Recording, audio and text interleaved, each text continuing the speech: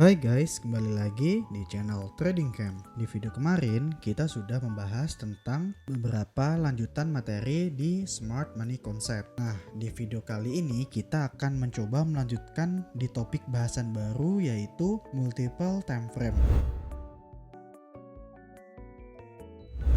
Untuk kalian yang baru belajar trading, baik di crypto ataupun forex, kalian bisa cek di kolom deskripsi. Di sana ada dokumen yang kalian bisa download secara gratis untuk bahan belajar.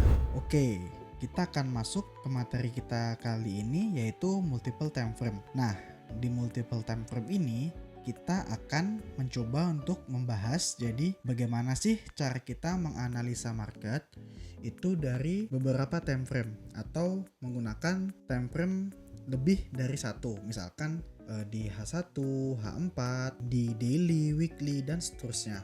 Oke, jadi kita akan bahas secara sederhana supaya lebih mudah ya dalam memahami konsep dari multiple time frame. Pertama-tama kita tahu kita akan membagi multiple time frame itu menjadi dua kelompok. Yang pertama itu ada LTF atau low time frame atau kita sebutnya dengan time frame minor. Lalu selanjutnya ada HTF atau high time frame atau major time frame. Jadi time frame yang lebih besar. Nah, jadi di sini konsep dari penggunaan multiple itu sendiri berarti kita mengkombinasikan dari beberapa time frame. Yang satu kita gunakan sebagai majornya atau HTF, yang satu kita gunakan sebagai LTF. Nah, untuk LTF dan HTF ini teman-teman perlu tahu kegunaan dari kedua bagian ini ya. Nah, di HTF atau time frame utamanya yang perlu kita lihat adalah di sini di HTF itu trend. Nah, jadi di high time frame atau major time frame kita akan mencari trennya itu apa? Apakah itu bearish atau bullish? Nah, lalu selanjutnya setelah kita menganalisa trennya, kita akan mencoba untuk menganalisa atau mencari itu support and resistance. Nah, jadi nanti ada time frame yang spesifik yang kita gunakan hanya mencari support and resistance. Kita tidak mencari konfirmasi atau apapun itu di time frame tersebut. Lalu di sini kita juga bisa mencari POI ya. Nah, baik itu order block, FVG atau imbalance dan POI lainnya. Nah, sedangkan kegunaan dari LTF atau time frame minor itu adalah kita gunakan sebagai time frame untuk mencari konfirmasi. Nah, konfirmasi di sini karena kita belajarnya itu adalah SMC, kita akan nanti mencari konfirmasi itu berupa change of character, CH.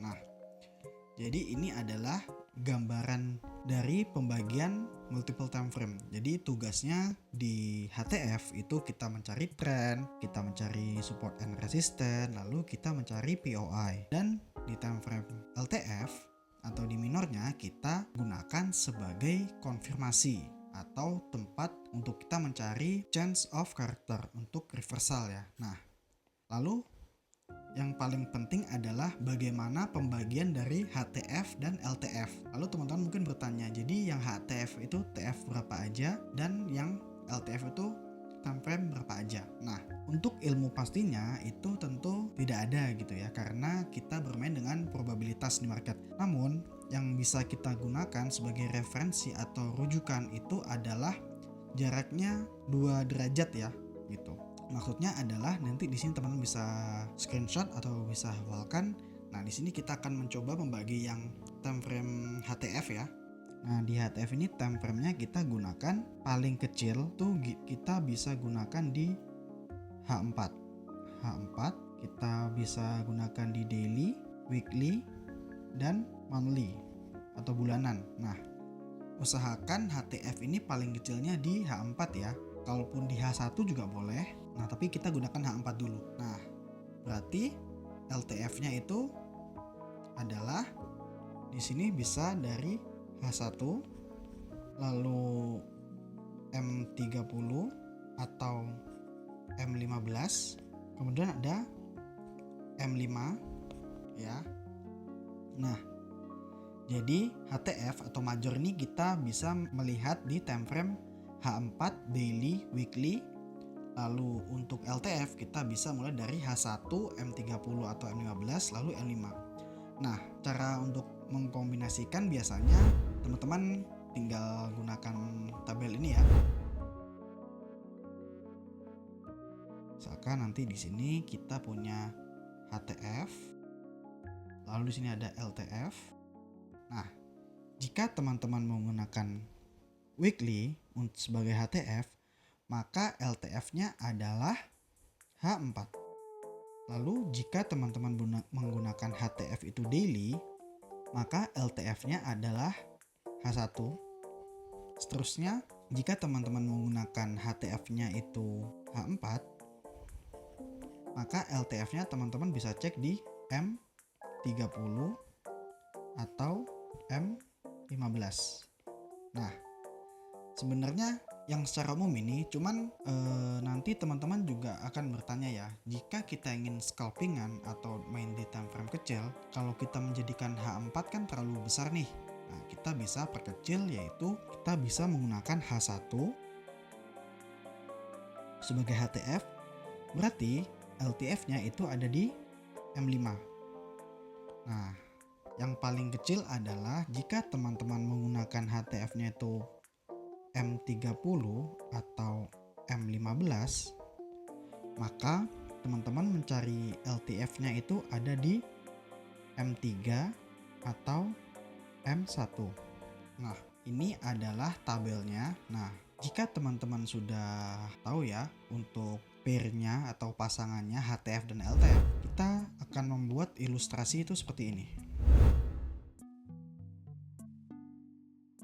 Ilustrasinya adalah tadi kita di HTF itu fungsinya kita mencari SNR, lalu kita mencari POI.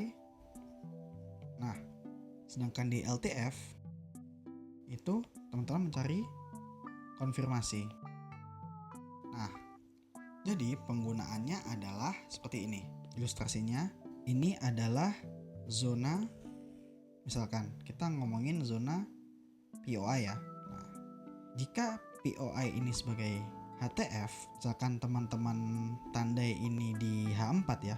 Jadi ini zona adalah zona H4. Kita ketik dulu di sini. Nah, jika ini adalah zona HTF H4, tadi di tabel untuk mencari konfirmasi berarti teman-teman itu gunakan time frame M15. Nah, berarti misalkan nanti, nah ini kan misalkan begini nih.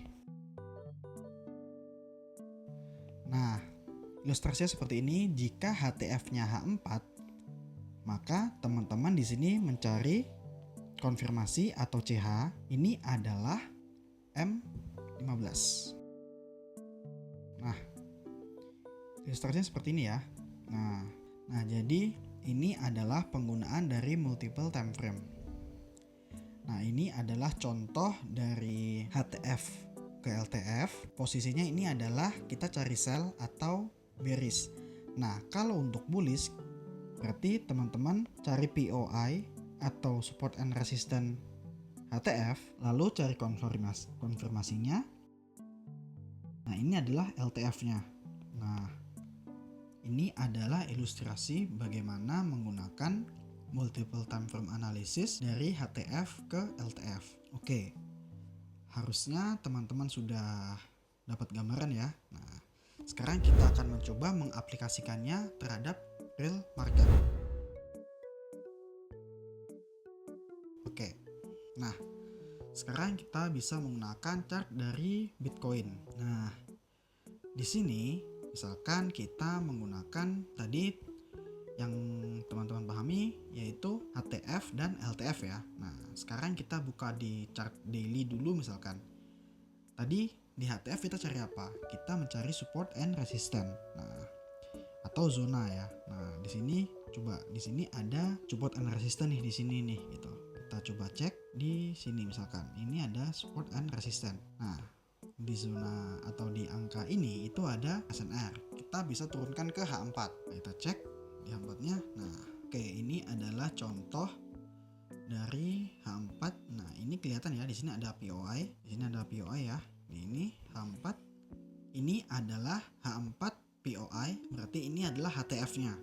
Nah, tadi LTF-nya kita gunakan, jika kita menggunakan H4 sebagai HTF, berarti LTF-nya kita gunakan M15. Teman-teman bisa cek di M15-nya. Nah, di M15 teman-teman pantau nih, di zona POI apakah ada konfirmasi gitu. Nah, ini teman-teman bisa cek. Nah, ini ya. Di sini kelihatan. Nah, ini M15 ini adalah di sini bisa dianggap sebagai CH di sini.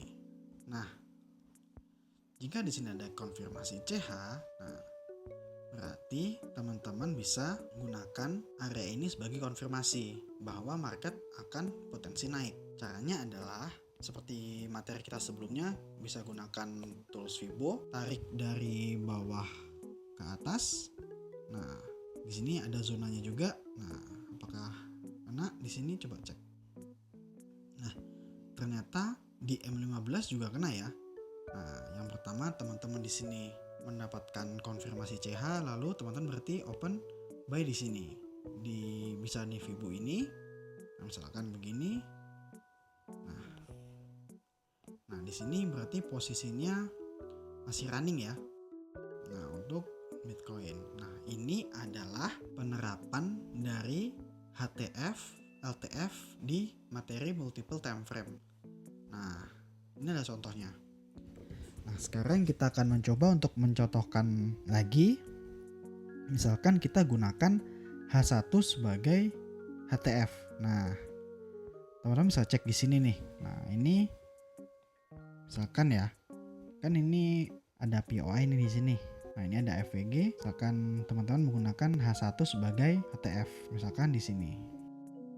Di sini ada POI nih. Teman-teman mau ngambil POI yang ini misalkan. Nah, jika teman-teman ingin mengambil ini, berarti karena HTF-nya H1, maka teman-teman bisa mencari konfirmasi di M5. Nah, tugas teman-teman di sini adalah menunggu market membentuk change of character di sini. Nah, jika nanti market sudah berhasil membentuk CH di sini, maka teman-teman bisa lakukan ukur Fibo-nya. Nah, lalu di sini teman-teman bisa open posisi buy. Nah, dengan stop loss di bawah low ini, nah dengan target di zona-zona atasnya ya. Nah, ini adalah skenario jika teman-teman ingin melakukan buy di Bitcoin dengan metode multiple time frame, yaitu H1 sebagai major trend dan M5 sebagai minor trend. Nah, ini adalah bagaimana cara penggunaan multiple time frame analysis. Oh iya, perlu teman-teman ingat, ketika teman-teman sudah tahu bagaimana cara penggunaannya, nah di sini teman-teman yang wajib tahu juga, semakin tinggi time frame-nya itu semakin bagus ya untuk HTF-nya. Nah, semakin kecil tentu semakin banyak noise. Jadi kalau teman-teman terlalu sering menggunakan time frame kecil sebagai HTF, itu jangan lupa untuk cek di time frame besarnya terlebih dahulu supaya teman-teman tidak terkecoh terhadap konfirmasi-konfirmasi yang ada di time frame kecil. Oke, mungkin cukup segitu dulu pembahasan kita tentang multiple time frame analysis. Semoga materinya bermanfaat ya buat teman-teman semuanya. Terima kasih sudah menonton. Sampai jumpa di video selanjutnya. Bye.